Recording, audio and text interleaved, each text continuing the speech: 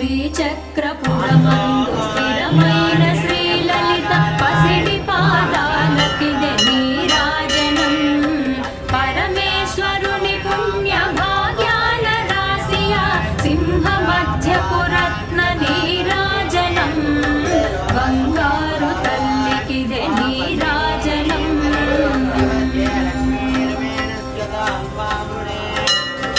బంగారు హారాలు సింగార